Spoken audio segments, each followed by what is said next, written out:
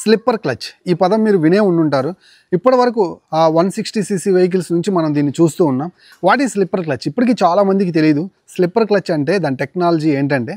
So జనరల్గా ఇది ఒకలాంటి ఇంజన్ బ్రేకింగ్ అప్లై చేస్తుంది అనమాట. మనం మంచి స్పీడ్లో ఉన్నప్పుడు స్లిప్పర్ క్లచ్ లేని వెహికల్కి ఎప్పుడైనా మీరు గమనించారా?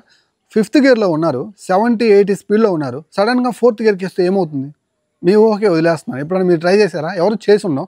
ఇన్ కేస్ అలా కనుక వస్తే ఏమవుతుందంటే సడన్గా ఇంజన్ అనేది ఆ స్పీడ్ని అడాప్టివ్ చేసుకోలేక బ్యాక్ సైడ్ వీల్ని మంచి స్పీడ్ మీద ఉంటుంది కదా బండి. సో ఆ అడ్జస్ట్ అవ్వలేక మనకి జర్కింగ్ వచ్చి కొన్నిసార్లు పడిపోయే అవకాశం కూడా ఉంటుంది. అది మనం 5th నుంచి 4th వస్తేనే డైరెక్ట్గా సెకండ్కి థర్డ్కి అట్లా వచ్చేస్తే ఇంకా దారుణాలు అయితే జరుగుతాయి అన్నమాట రోడ్డు మీద.